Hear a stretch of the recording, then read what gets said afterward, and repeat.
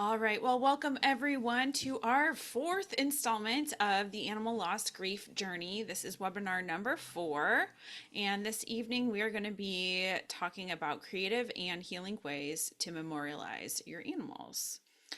So this portion will be recorded, and then at the end we'll stop recording and get to the Q&A section. So in case you're catching this one and haven't watched any other of the webinars yet, just want to let you know that this webinar series is hosted by the Veterinary Social Work Services and the Center for Veterinary Social Work at the University of Tennessee, Knoxville. And the vision is attending to the welfare of all species through excellence in global interprofessional practice. But what is veterinary social work? Caring, it really is a lot simpler than we make it appear, but really it is just caring for the humans anywhere there is a human-animal interaction. And it was also a collaboration between the College of Veterinary Medicine and the College of Social Work. So there are certificates. So during the completion of a Master's of Science in Social Work, like I am doing right now, I can choose the Veterinary Social Work certificate to add on to that master's degree. There's also a post-grad certificate. So if there's anyone out there that is already a social worker or a mental health professional, you can get that post-grad certificate. And then for anyone in the animal world that is just a little vet social work curious and wants to know a little bit more, there is a veterinary human support certificate. And that's what I started with. And then here I am, 20 some days till graduation. So you never know what'll happen. And the cool thing too about that veterinary human support certificate, if you're not sure if you want to do the whole certificate, you can also just pick out a couple of the modules that look really interesting to you and just do those if you don't want to do the whole shebang. But I highly suggest the whole shebang. And so as you can see, there's these 4 quadrants of veterinary social work. So animal related interactions and experiences. You might also know that as animal assisted intervention. So we think like therapy animals and things like that. Harm to humans and animals, or the link between human and animal violence, animal related grief and bereavement, as well as intentional well-being. And when we think about social work in general, social workers support individuals, families, communities, and societies.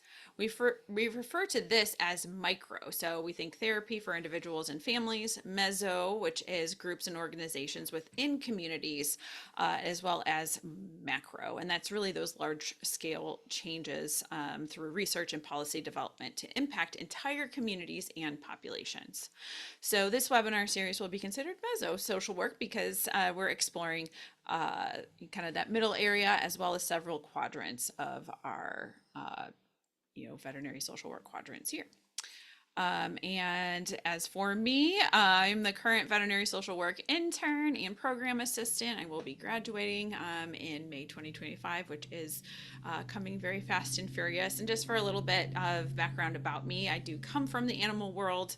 I have over 20 years of animal experience. So most of that was in zoos and aquariums, but I've also worked in animal hospitals, animal shelters. I'm a dog trainer. I'm also a dog owner. So you see my 3 seniors right there. So that's Noodles, Mona, and Wiley. But really it was my experience in all of these animal care arenas that really led me to veterinary social work and providing the support for people just like you. So this evening, it was really hard to break all of these down because there's so many great ideas when we talk about how we want to honor and memorialize our animals. And I think we overcomplicate it, right? We can do so many cool things when we want to honor our human loved ones and don't always transfer that knowledge or skills when we're trying to memorialize an animal. But there's, so many benefits to doing things maybe in that similar way that you do when you're honoring a human life. So let's go on down the line here. So one of the things that I think a lot of people find value in is maybe having something from your animal. So maybe that is a paw print, maybe that's a bit of fur or hair or something like that. And so that might be an option for you, especially depending on what kind of end of life care that you're choosing for your animal. There's different ways and different offerings that they might have. To do that. So we can see paw prints. That center one is actually a iguana print. Sometimes there's clay options. That is a bearded dragon, or even just different kinds of inks and things like that. And then these are things that you can make photocopies of and create other artwork with, or maybe you just create like a little memorial corner with some of these items. And even for large animal, there's a lot of different options. There's a lot of really nice things that can be done with horsehair. And so maybe that's something that you want to have, or even the larger clay to be able to get a hoof print of a horse or a cow or a goat or anything like that. And then in the zoo and aquarium world, there's also a lot of options. And when able, it's really cool to get the artwork while they're still around, right? Because now that's a new experience with that animal.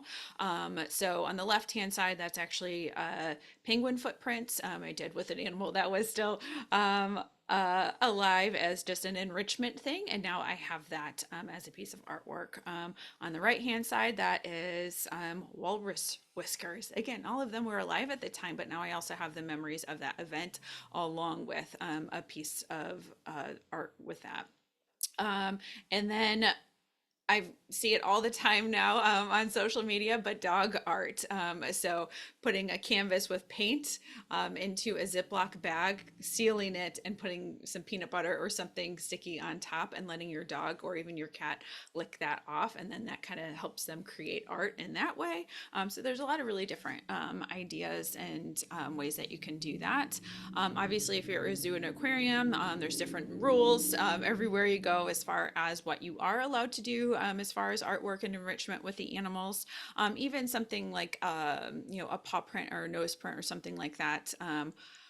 There's also regulations surrounding exotic animals where you might not be able to take fur or a feather or something like that. But is there something you can do at the institution, or if you do get one really good print, can we do some color copies to share that with the staff so no one has the original and the original stays at the institution and things like that. So there's some ways that you can get creative just to make sure that if people are interested in items like that, that it can be made available to them. Something else to think about is the items that were that animal's items. Um, And we've talked a lot about this series. There is no linear path. There is not a timeline for any of this. So if you are one that isn't ready to move the things, don't do it. You don't have to. You can leave the dog bed there. You can leave the cat water bowl there. You don't have to move the things if you're not ready. And that might be a comfort for you. That might be something where, you sit at that place where their things are, or talk to them there as well. So just knowing that you have permission to do it however you want to do it. You know yourself best. So you can choose your own adventure in that way. So a couple examples again might be their favorite toy and their favorite bed. And maybe we just keep that out until we feel ready to do something with it. But again, there's no timeline for that. It could be out for 6 months. It could be there for a year.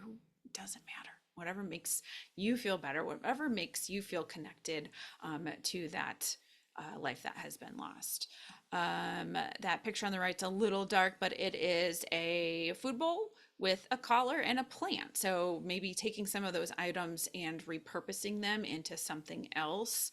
I've seen a lot of really cool things like with horse halters and things like that, making bracelets or, things like that out of different equipment that maybe an animal used to wear and things like that. So again, getting creative with things that were theirs. And just again, knowing that you don't have to get rid of it. There are some people that want it all out of the house very quickly and want to do a big donation to an animal shelter or something. That's fine too. But again, don't feel pressure either way with those items.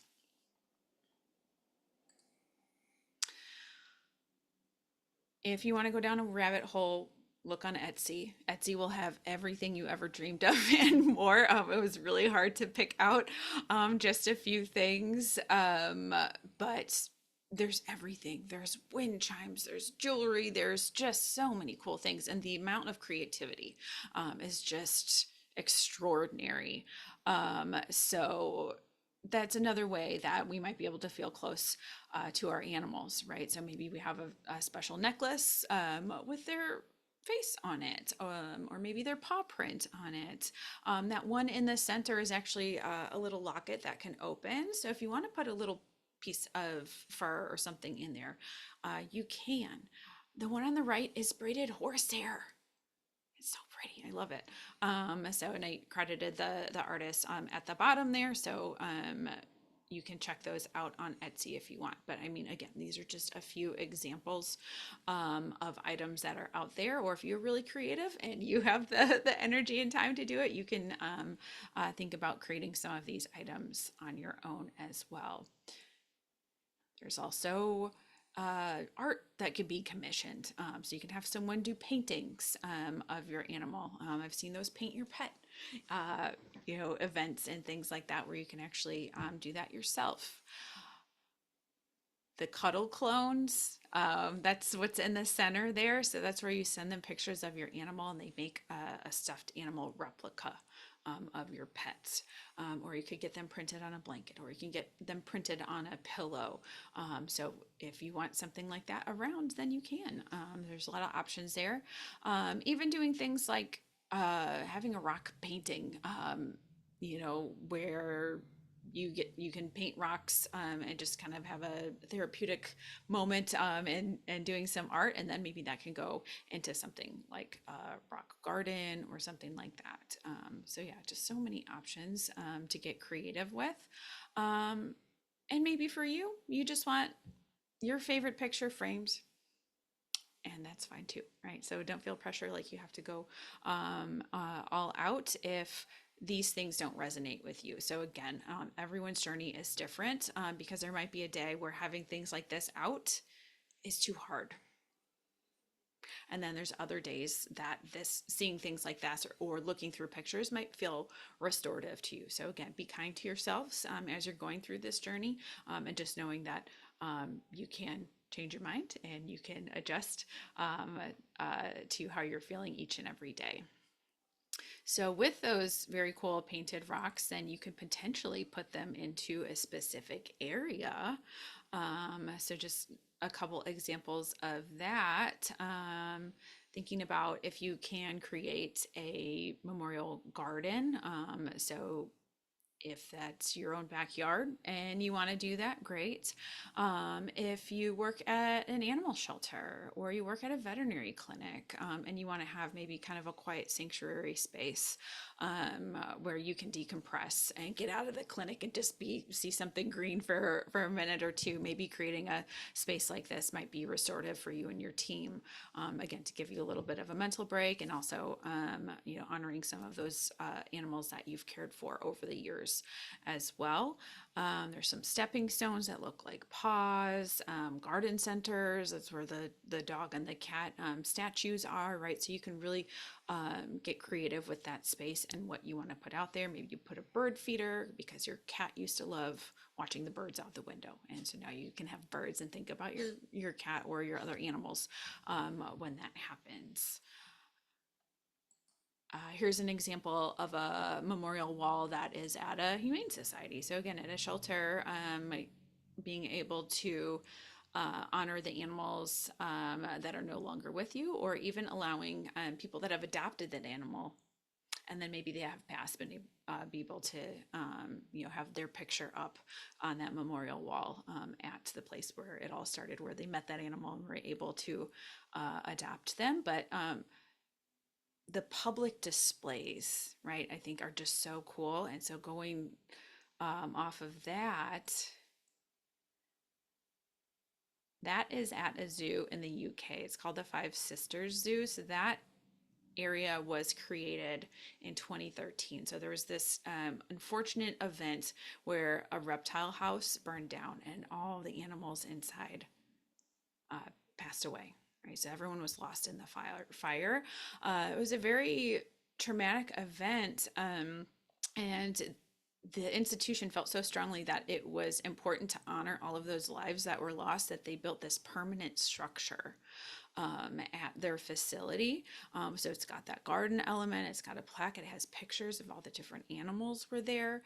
And now anyone who goes to that zoo, that I think I found this picture because it was like the 7th year anniversary or something, where I found this picture. Um, but how impactful, and what a way for the zoo to say that they are honoring all parts of the animal's life even after they're passed. And uh, I can only imagine the impact that that had for the keepers too, to be able to have that public display of, we understand that all of these lives mattered, and having something like this for both the public and the staff to be able to go to maybe spend some time, I think is really impactful.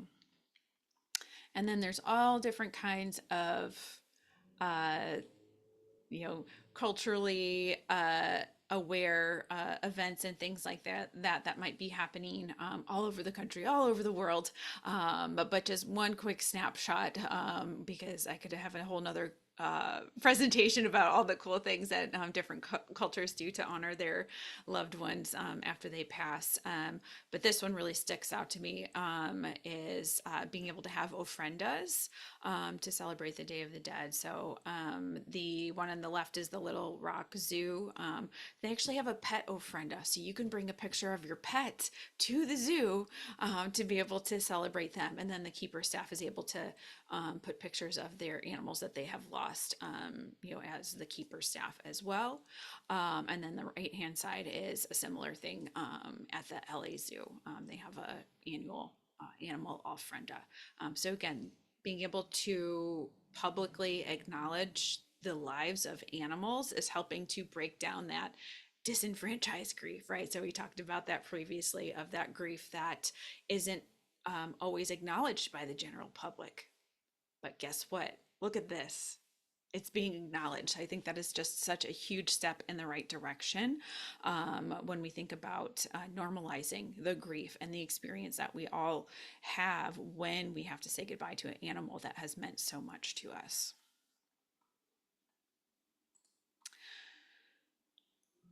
So if we're there's a lot of ways that we can honor our animals, and maybe honoring with a donation is something that feels right to you, or your team, or whatever situation that you are in.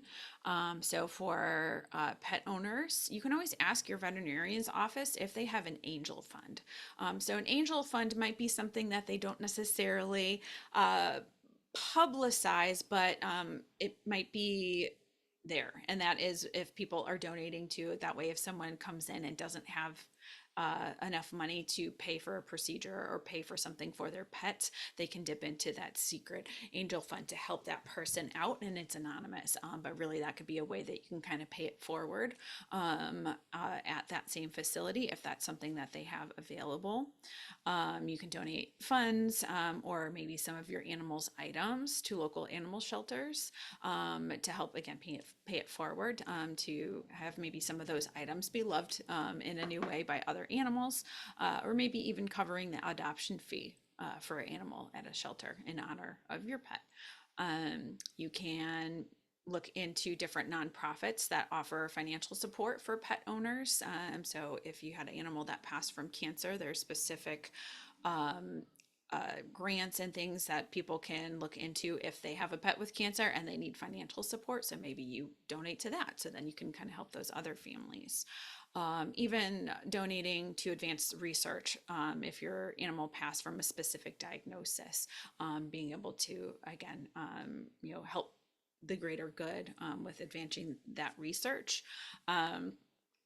I work for Insight Animal Behavior Services, which is a board certified veterinary behaviorist practice. So anytime that we have a patient that has passed, then we make a donation to the American College of Veterinary Behavior, because that does go towards research for the more extreme behavioral issues. And then the client gets a letter in the mail, just to let them know about that donation. And that oftentimes is really impactful for them. So a lot of different options there.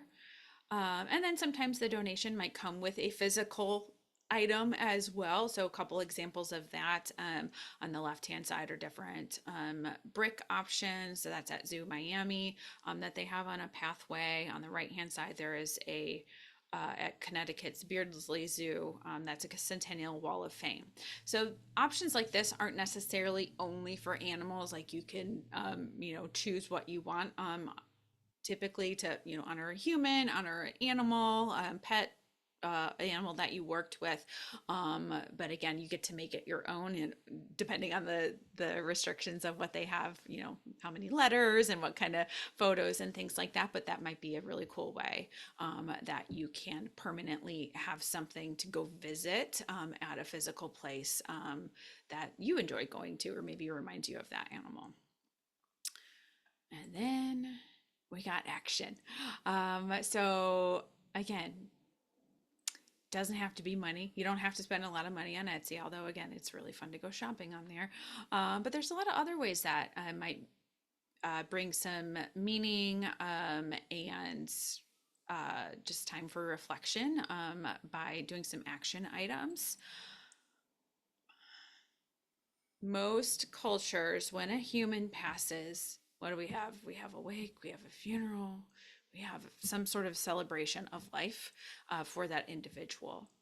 So let's normalize that. It is becoming more common, especially if you have a lot of humans that animal impacted. As a pet owner, having maybe a lunch, or we're going for a memorial hike together or something like that, right? So maybe doing an event or something in honor of that animal, or maybe doing an actual funeral or a celebration of life where you get to have pictures and everyone can share their stories and things like that. But again, just it's normal. If it feels right for you and you want to do it, just do it. You might feel inclined to volunteer at a local animal shelter or a rescue or a zoo or aquarium. Obviously, if you're here, you're probably an animal lover. So maybe finding a new connection with other animals could be rewarding for you. There's always that question of, when is it time to get another one? That is your choice. So there's these options here that you don't have to necessarily rush that process if you're not ready, but there's some other avenues where you can get some, interaction with some animals that really do need some love and need your support, maybe at a shelter or a rescue. Where you're just not bringing a new animal into your home quite yet, right? So it's just giving you different options there. Or maybe volunteering to support a nonprofit that supports pets and owners. So there are a lot of really great nonprofits out there, and they need volunteers and they need board members and they need a lot of support as well. So maybe getting involved in something like that again, to memorialize your animal could be a good idea. And like I said, the hike, maybe running a 5K, some of them you can write on your bib, like in honor of, and you put your animal's name, whether it's your pet animal you worked with, or an animal that's made a huge impact on your life. So I know it seems short, and I could talk about this for probably another hour, but I'm trying to keep these under 30 minutes. But suffice to say, get creative. And again, there's so many more resources out there now to help you support yourself in whatever way you want to be supported, with having items around or not having items around, and all of those great things. So, again, whatever you think is going to be helpful for you and for your team, your family, all of that. Just try it out. And if it doesn't, if it's not as maybe supportive or restorative as you were hoping, that's okay. At least you tried it, and then maybe we got to try something else, right? So it's just navigating that ever winding road of our grief journey. So next month will be number 5, so that'll be the 5th and final webinar in this series, and that is just kind of a recap and kind of a where do you go from here, right? So we kind of have put together these puzzle pieces of understanding our grief and our grief journey, and just talking about kind of after maybe the initial really heavy grief, but it's still there. What do we do after that? How do we navigate life forward after these significant losses? All right. Well, thank you everyone for your time. I'm going to stop the recording and maybe the sharing.